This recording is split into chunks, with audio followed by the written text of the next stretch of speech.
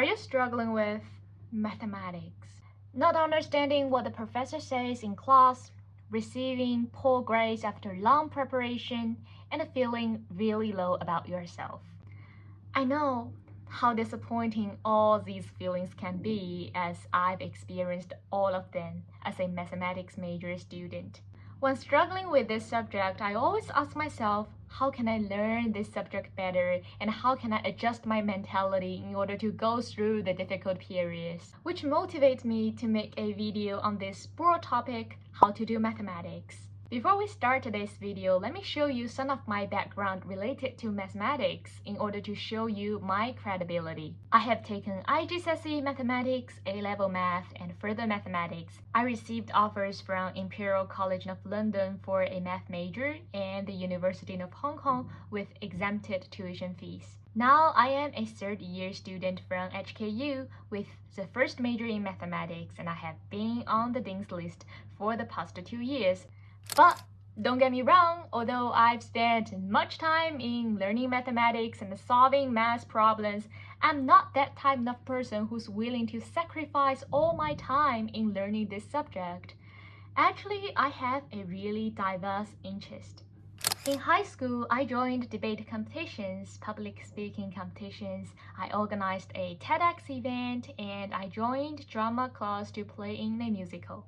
In university, I also worked for local NGOs, a volunteering group, joined a variety of clubs, socializing, and traveling.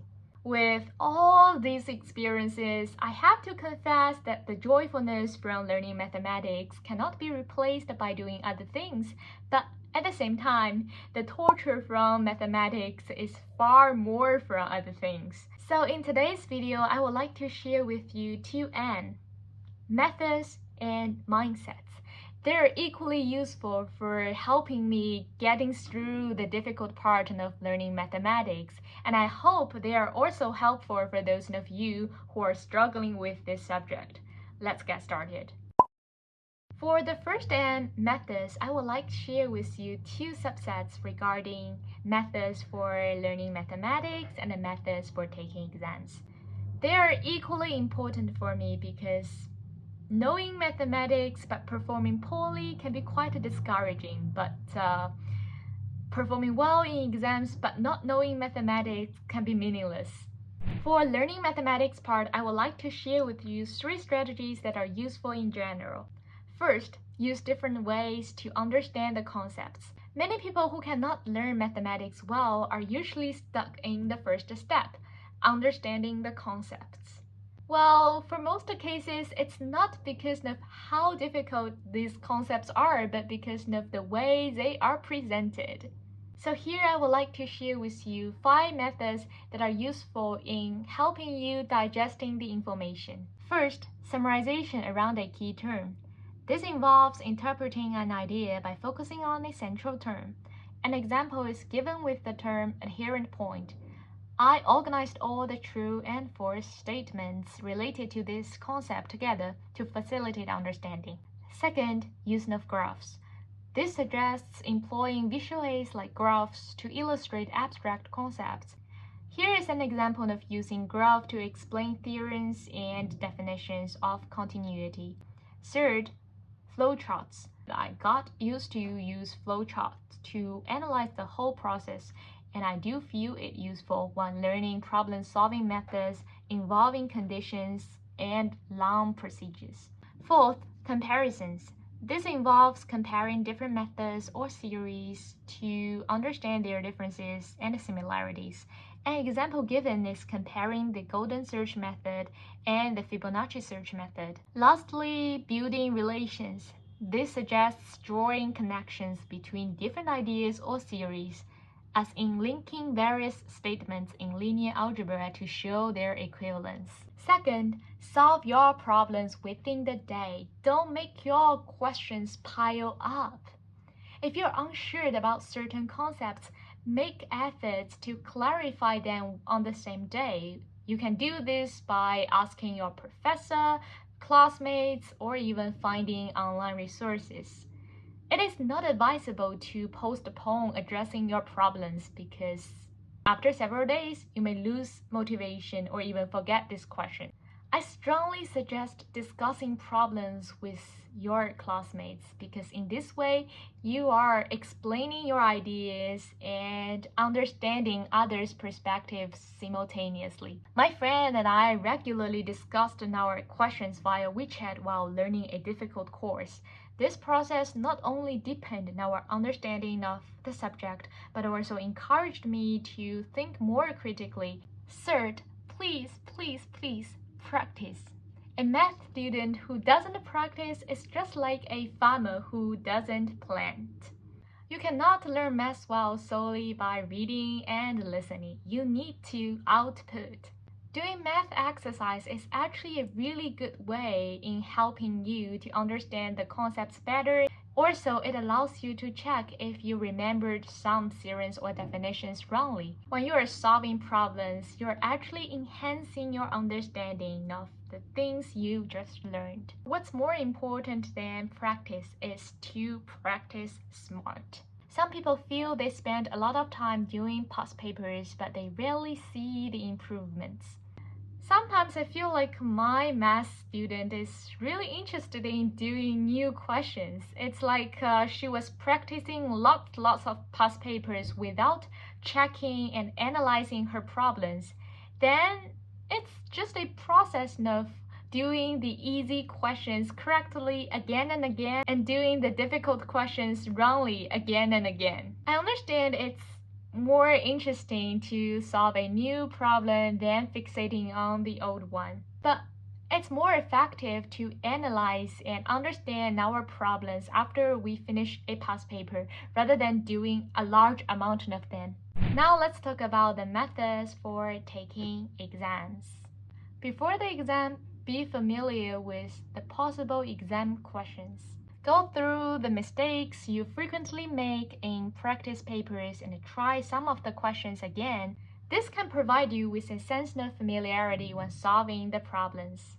During the exam, my suggestion is to stay confident and calm. During the exam, you cannot expand your knowledge anymore, but you can control your emotions.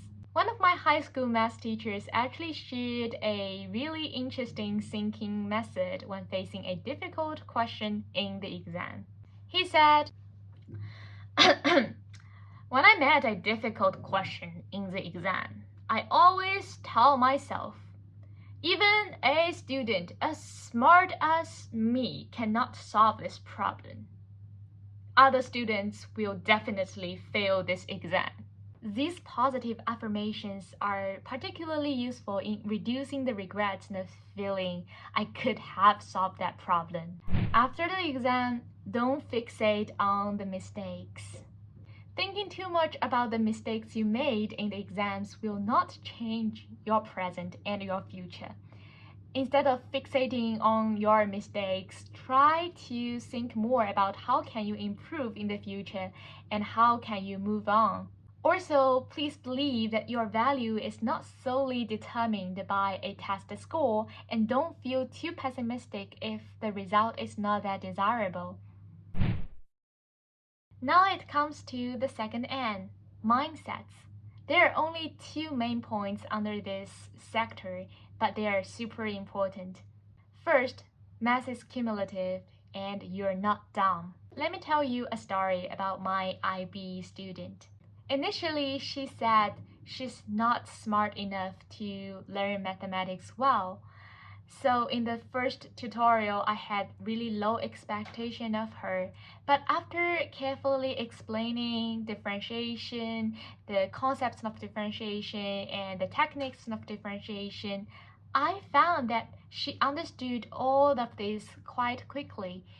And I was really confused of why she spoke really low of herself in learning mathematics. Then when we were practicing questions together, I realized her problem. In the process of solving a differentiation problem, she wrote square root of 16 minus x squared is equal to 4 minus x. I was looking at this equation for a long time and then I realized her problem. Her problem was related to topics that should have been mastered earlier, such as exponents and radicals. Guess how my student finally solved her problem? In summer, she was preparing SAT Math. I went through the chapters of an SAT book, starting from all the basics like how to express and simplify radicals and exponents, and asked her to regularly do SAT tests. Now I'm glad to see how quickly she could solve problems on integration and occasionally achieve a 7 in math tests. Therefore, it's important to understand that our inability in solving math problems is not necessarily because of our IQ or our mathematical talents. There are many reasons behind a phenomenon, and we need to find the real reason behind our problem. Second, you cannot avoid all the mistakes, but you can be resilient. Actually, I personally experienced a really difficult time when I was struggling of learning mathematics and I had no confidence about myself at all.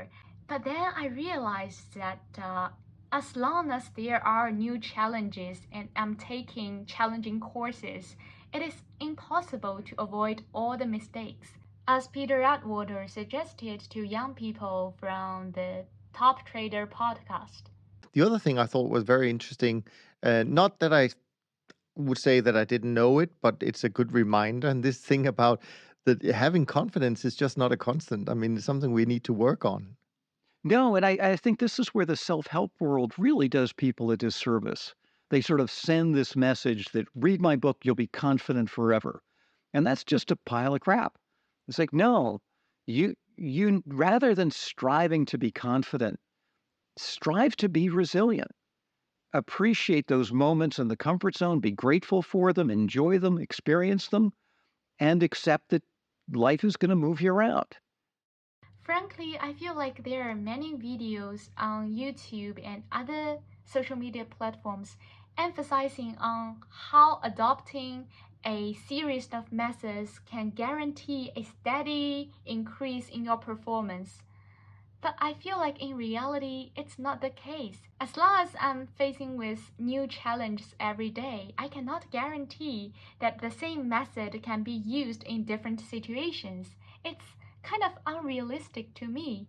That's why in today's video, I showed you my concerns and my current worries.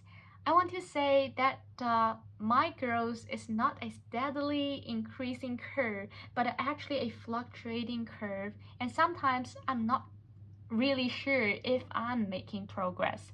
But I want to say it's okay to be imperfect, and it's okay that we are still finding the way that are suitable for current learning stage. Finally, I want to share last sentence with you. We can fail many times, but we'll never be defeated. That's all for today's video. If you like this video, don't forget to like, comment, and subscribe. See you in the next video. Bye!